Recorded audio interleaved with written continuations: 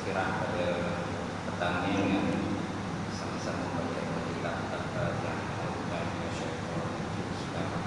yang Alhamdulillah Rabbil Alamin Ar-Rahmanir Rahim Maliki Yawmiddin Iyyaka na'budu wa iyyaka nasta'in Ihdinas siratal mustaqim Siratal ladzina an'amta 'alaihim ghairil maghdubi 'alaihim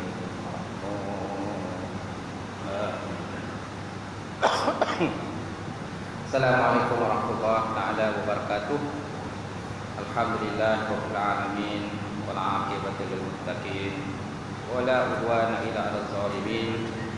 Asyhadu an la ilaha illallah wahdahu la syarika lah wa asyhadu anna Muhammadan 'abduhu wa rasuluh. Allahumma shalli wa sallim ala sayyidina wa nabiyyina wa maulana Muhammad imamil muttaqin wa qaidu mujahidin wa ala alihi wa sahbihi ajma'in amma ba'd. Qala Allah Subhanahu wa ta'ala fi kitabil azim ba'udzu billahi minasyaitonir rajim qul innal mauta allazi tafirruna minhu fa innahu mulaqikum summa turadduna ila 'alimil ghaibi wasyahadah fa yunabbiukum bima kuntum ta'malun. Ayat surat Jumat. Maksudnya kata oleh Muhammad, mati yang mana kamu cuba melepaskan diri daripadanya, sesungguhnya mati tadi pasti akan mendapati kamu, pasti akan bertemu dengan kamu, dan seterusnya nanti kamu akan diberitahu terhadap apa-apa yang telah kamu kerjakan ketika kamu hidup di dalam dunia. Alhamdulillah, hormati imam kita, tak lupa juga Tuan Bilal, kemudian seluruh datuk-datuk, Natin, tokoh masyarakat, sidang jemaah muslimin muslimat, bahagia. Alhamdulillah, kita banyak lebih resiko pada Allah selagi pada petang ini kita bersama untuk sesi tazkirah kitab At-Tazkirah fi Ahwalil Mauta wa Umuril Akhirah yang dikarang oleh Imam Qurtubi rahimahullah taala. Tazkirah peringatan pada menyatakan kelakuan orang yang telah mati dan juga urusan-urusan akhirat. Dan pada petang ini kita sambung bab majaa anna lil mauti sakarat. Bab pada menyatakan barang yang datang bahawa sesungguhnya kematian itu merupakan satu sakarat, satu kesempitan, kesempitan ketika kematian. Baik. Waruya an Umar bin Abdul Aziz annahu kataba ila unasin min ashabihi yusihum fakana fima asabum bihi anna kataba ilaihim amma ba'du. Diriwayatkan daripada Umar bin Abdul Aziz. Umar bin Abdul Aziz adalah seorang daripada khalifah Bani Umayyah. Kita biasa dengarlah di mana Umar bin Abdul Aziz ini seorang pemimpin yang hebat, dan seorang pemimpin yang zuhud. Jadi satu hari annahu kataba ilan nas min ashabi, satu hari dia menulis surat, surat kepada beberapa orang manusia lah, beberapa orang yang terdiri daripada sahabat-sahabat beliau, dan dia memberi wasiat di dalam suratnya. Maka Nabi ma'asahum, maka adalah apa yang diwasiatkan tadi, yang ditulis di dalam surat tadi. Apa yang ditulis tuan-tuan? Umar bin Aziz menulis, amma ba'du fa inni usikum bi taqwallahi azim. Adapun sesudah itu, kata Umar bin Abdul Aziz dalam suratnya, maka sesungguhnya aku berwasiat kepada kamu dengan bertakwa kepada Allah Taala yang Maha Agung, Al-Azim. Wa muraqabatu ilahu, serta sentiasa muraqabah, perasaan takut pada Allah. Asal mana muraqabah ni mengintailah. Istilah muraqabah ini terdapat dalam bab tasawuf. Maksudnya dia sentiasa merasakan Allah Taala memerhatikan, memperhatikan segala gerak diri dia, katakan muraqabah. Kemudian wattahsu taqwa warwara'a zadan. Kemudian Umar bin Aziz juga supaya minta kepada sahabat-sahabatnya supaya menjadikan sifat takwa dan wara'. Menjadikan sifat takwa dan wara' sentiasa ada dalam diri dia lah, di sahabat-sahabat tadi. Kemudian fa innakum fi darin amma qaribun tantaqibu li ahlihi. Maka sungguhnya kamu, kata Umar, sungguhnya kamu sekarang ni berada dalam satu tempat ataupun satu negara yang mana negara itu nanti akan kamu tinggalkan. Negara itu kamu tinggal dan kamu akan segera berpindah ke negara yang lain, iaitulah alam kubur, alam akhirat dan sebagainya. Wallahu fi aradatil qiyamah wa ahwaliha.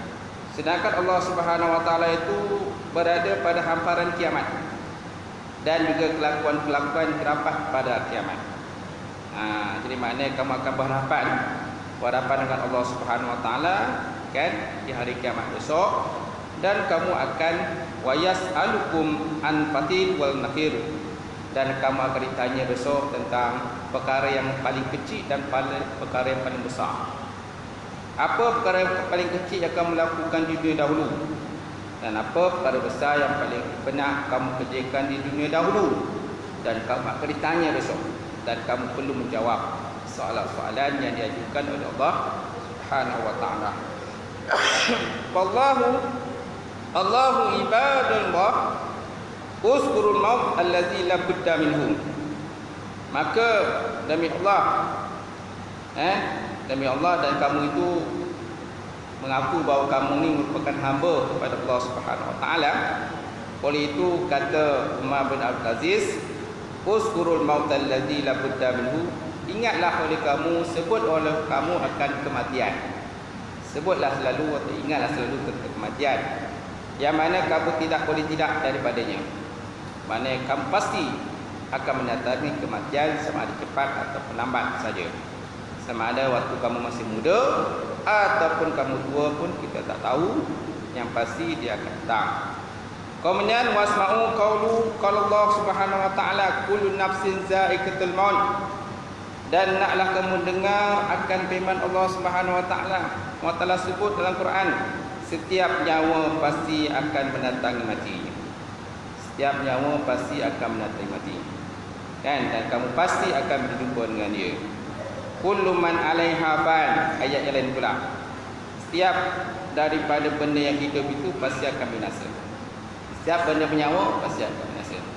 Alam itu luas dan hebat. Pasti satu masa nanti akan rosak dan binasa. Harta kekayaan kita yang melimpah ruah, satu hari nanti kita akan tinggalkan. Anak-anak kita yang kita kasih dan kita sayang, isteri yang dicintai, pasti satu hari nanti akan ditinggalkan, dan kemungkinan akan berkahwin dengan orang lain dan sebagainya, dan anak-anak akan menjadi yatim piatu dan sebagainya. Kemudian Allah Ta'ala juga menyebut dalam Quran, wa kaifa iza tawaffathumul malaikatu yadribuna wujuhahum wa adbarhum. Dan bagaimana apabila mereka itu diwafatkan ataupun ditarik nyawa mereka oleh para malaikat, yang mana para malaikat itu yadribuna wujuhahum, mereka memukul akan muka-muka mereka, wa adbarhum, dan memukul akan belakang mereka. Jadi Umar bin Aziz memetik 3 ayat Quran supaya para sahabat dia yang ditulis surat tadi mengambil iktibar terhadap ayat tersebut. Pertama, kullu nafsin za'iqatul maut. Kerana banyak ayat-ayat ini kadang-kadang kita terlupa. Kita terlupalah. Adalah kita leka dengan pekerjaan dunia, usaha dunia dan sebagainya. Kadang-kadang kita terlupa ayat berkenaan dengan mati. Dan ayat berkenaan kebinasaan dunia, rosaknya alam. Dan ayat berkenaan para malaikat. Ayat surah Muhammad tadi ayat 28, 27, wa kaifa iza tawaffathumul malaikatu yadribuna wujuhahum wa adbarhum. Dan bagaimana apabila para malaikat tadi menarik nyawa para segala orang yang hiduplah, terutama sekali orang kafir, yadribuna wujuhahum, maka dipukul kepada muka mereka, dan wa adbarahum, dan dipukul akan belakang mereka. Malaikat ketika dia menyarik nyawa tadilah, terutama sekali orang-orang yang ingkar kepada Allah Subhanahu wa taala. Kemudian Umar berkata lagi, dia kata waqad balagani wallahu a'lam annahum yadribuna bisyati minan nar, sungguh telah datang kepadaku ataupun telah sampai perkhabaran kepadaku, kata Umar, Allahu a'lam, Allah Taala lebih tahu, sesungguhnya mereka tadi, para malaikat tadi, yadribuna, mereka itu memukul, bisyati minan nar, dengan cemeti ataupun cambuk daripada api neraka. Jadi Umar kata, sungguh telah datang perkhabaran padaku, kan? Dan Umar ni dia lah seorang yang wara, dia selalu berdampingan dengan para ulama dan sebagainya. Dia kata telah sampai berita padaku bahawa para malaikat itu apabila dia menarik nyawa, kan, makhluk, jadi mereka yadribuna bisyatin minan nar, mereka itu memukul dengan menggunakan cambuk daripada api neraka. Wa qala jalla azza, kemudian Allah Taala juga berfirman dalam ayat yang lain. Jadi Umar menambah satu ayat lagi dalam suratnya, qul yatawaffakum malakul mautil ladzi ukila bikum summa ila rabbikum turja'un, surah Sajadah ayat 11. Qul, kata oleh Muhammad, yatawaffakum malakul mautil ladzi, malaikat yang disertakan kepada kamu, yang diwakilkan kepada kamu, malaikat yang diwakili kepada kamu, sungguhnya malaikat itu akan mencabut nyawa kamu, summa ila rabbikum turja'un, kemudian kepada Tuhan kamulah kamu akan dikembalikan. Ayat Sajadah ni biasa ni baca ni, kan, waktu Jumaat, kata subuh Jumaat, imam akan baca surah Sajadah. Lepas itu kalau imam mau semangat dia lebih sikit, dia akan baca surah Insan. Kalau imam semangat tak lebih, kurang semangatnya, dia baca surah Sajadah lah. Tunggu. Baca pertama. Kemudian waqad balagani wallahu a'lam wa ahkam. Kemudian Umar tambah lagi dalam ayat dia, dalam suratnya, dan sungguh telah sampai keperkhabaran kepadaku, sedangkan Allah Ta'ala lebih tahu dan lebih pandai, lebih bijaksana menghukum, annal malakul maut ra'sahu bis sama' wa rajalahu fil ardi, sesungguhnya malaikat maut itu kepalanya di langit, kepalanya itu tinggi sampai ke langit, wa rajulahu fil ardi, sedangkan dua kakinya terdapat kat bumi, dua kaki kat bumi, kepala ke langit. Wa anna dunya kulluha fi yadin malikil maut, dan sesungguhnya dunia itu semuanya berada pada tangan malaikat maut. Kal qas'ah baina yaday ahadikum ya'kulu minha, samalah seperti pinggan yang berada ataupun bulang yang berada di depan salah seorang pada kamu, dan kamu nak makan, isi-isi yang terdapat dalam dulang. Lauk apa terdapat dalam dulang tu, kan, nasi biryani tu, nasi apa benda, nasi lah. Jadi begitulah ibaratnya, kata Umar bin Abdul Aziz. Jadi malaikat maut itu, kan, dia tengok dunia ini, tuan-tuan, dia pandang dunia ini samalah seperti makanan yang terdapat dalam pinggan ataupun bulang, yang kamu menghadap padanya, yang kamu nak makan, makanan yang terdapat dalam bulang tersebut. Kemudian waqad balagani wallahu a'lam ahkam. Kemudian Umar menambah lagi ayat, dan sungguh telah datang kepada perkhabaran padaku, sedangkan Allah Ta'ala terlebih tahu yang lebih bijaksana, annal malakul maut yang zuru fi wajhin kulli adami salasami'ah nazrah wasittan wasitina nazrah, sesungguhnya malaikat maut itu menilik, memandang kepada muka setiap daripada anak Adam sebanyak salasami'ah, sebanyak 300 kali, 300 wasitan wasitin, 366 nazrah, 366 kali tilikan, 366 kali pandang, kan? Setiap hari tu dia tengok muka tuan-tuan tu, tapi tuan-tuan tak perasan. Tuan tak perasan kan? Kalau perasan enggak kan? Tak sana duduk lah je kan? Mana nak menyuruk tu, nak menyelinap tu. Dia tak terlepas pandang daripada pandangan malaikat maut, tuan. Kemudian yang ketiga, yang keempat, wa balagani anal malakul maut qa'im wasatad dunya fayanzuru dunya kulluha birraha wa bahraha barraha wa baraha wa jibalaha. Sesungguhnya malaikat maut itu dia berdiri di pertengahan dunia. Malaikat maut itu berdiri pada tengah-tengah dunia. Qa'im wasatad dunya, berdiri pada pertengahan dunia. Fayanzuru dunya kulluha, dia perhati dan dia tilik pada dunia ni semuanya, sama ada lautan dia ataupun daratannya, wajibaliha, dan juga gunung ganang dia. Semua diperhatikan. Gunung ganang, kan, lautan dia, kan, daratan dia, semuanya diperhatikan oleh malaikat maut tadi. Wahya baina yadai kaifa baina rijlaini ahadikum, ianya dipahamkan seperti telur yang diletakkan di celah kedua kaki salah seorang pada kamu. Semula seperti telur, jangan terbayang telur lain sudahlah. Sama seperti telur yang berada di depan kaki salah seorang pada kamu. Telur tu, itulah ibarat dia lah. Malaikat maut tu diperhati kan, tilik kan. Jadi maknanya sudah sentuhlah saiz malaikat besar.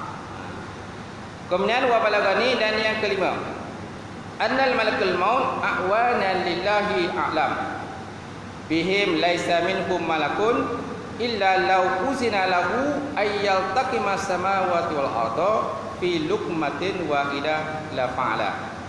Telah sampai kepadaku khabaran bahawa sesungguhnya malaikat maut itu dia mempunyai ahwanan, pembantu-pembantu. Dia ada pembantu-pembantu lah. A'lamu bihim, yang lebih tahu daripada kamu. Laisa minhum malak, tiada daripada mereka itu satu malaikat pun kecuali apabila lau uzina lahu ayyal taqima, jikalau diizinkan baginya bahawa dia menelan langit dan bumi, nescaya dia akan telan dengan sekali telan saja. Kan, fi luqmatin wahidah la fa'ala. Jadi kalau disuruh telan dengan sekali telan, maka malaikat tadi dia akan buat. Ini pembantu saja, belum yang otai betul yang otai dan sebagainya. Ni yang kata yang senior kan, yang junior itulah. Belum yang senior, yang otai dan sebagainya lah.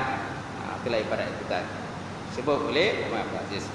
Kemudian yang keenam, wa balagani anal malakul maut tafza'u minhu malaikah asyaddu min faza'in ahadikum minas sam'in.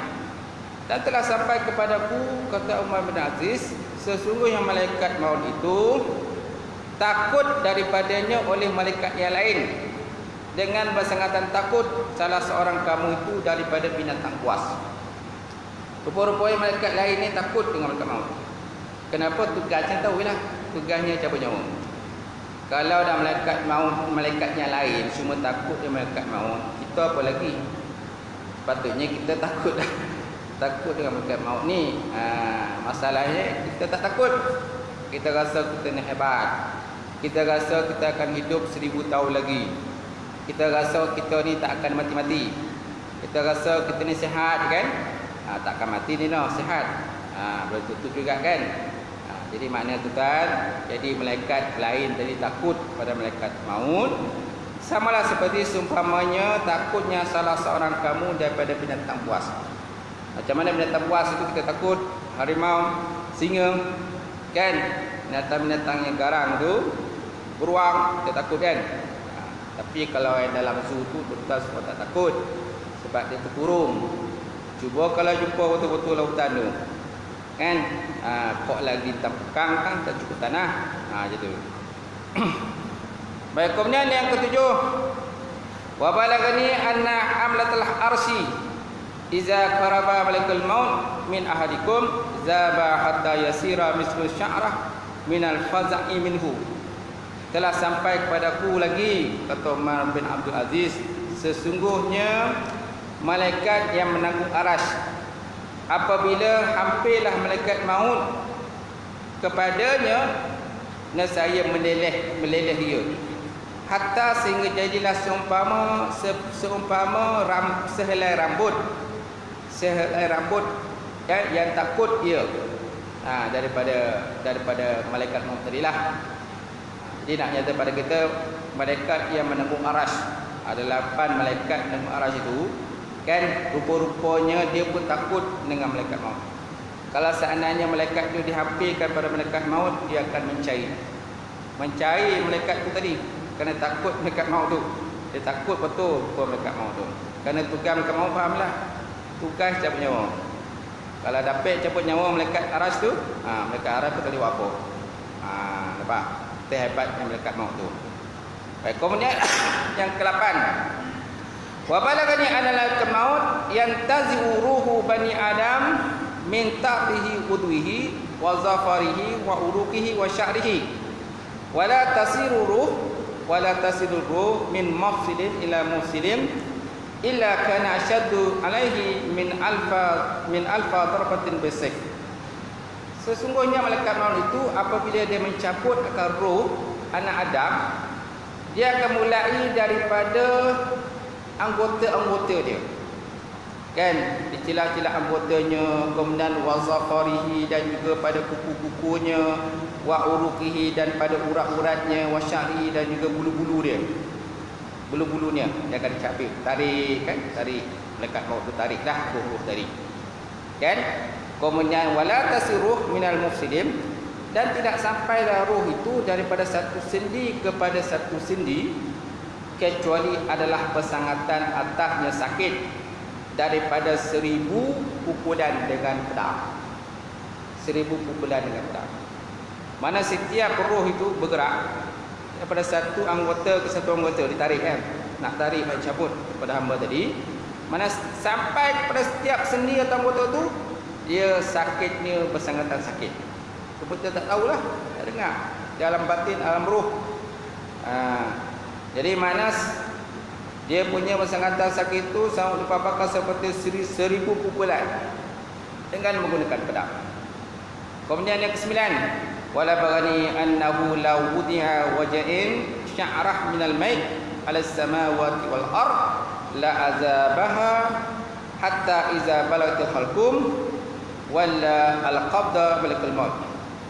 Telah sampai lagi pengkhabaran padaku, kata Imam Aziz, yang ke-9, jikalau diletakkan kesakitan rambut daripada mayat, kalau diletakkan kesakitan rambut daripada mayat yang dicabut ruh tadi, kan, ke atas langit dan bumi, letakkan kesakitan itu pada langit dan bumi, la azabaha, nescaya meleleh ia, mencari ataupun meleleh, hatta iza balagatul halqum, sehingga sampailah roh tadi kepada halqum.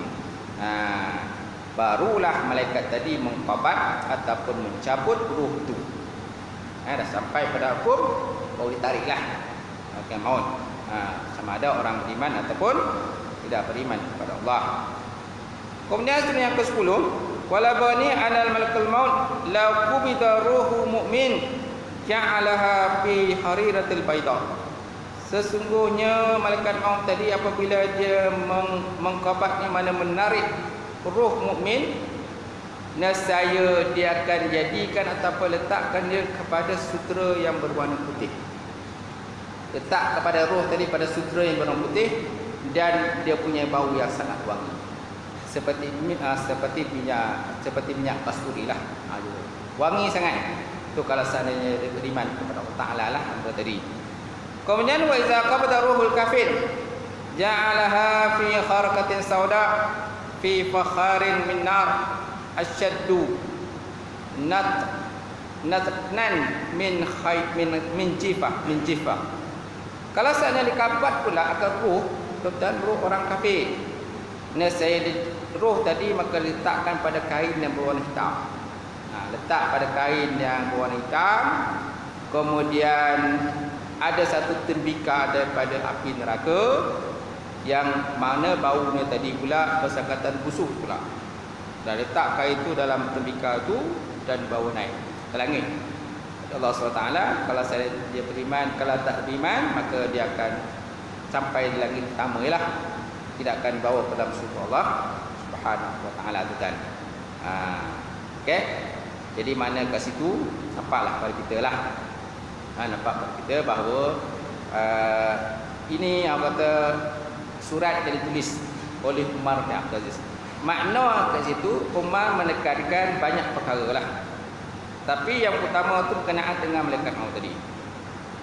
Cuma dia beritahu tentang gambaran-gambaran dia macam mana.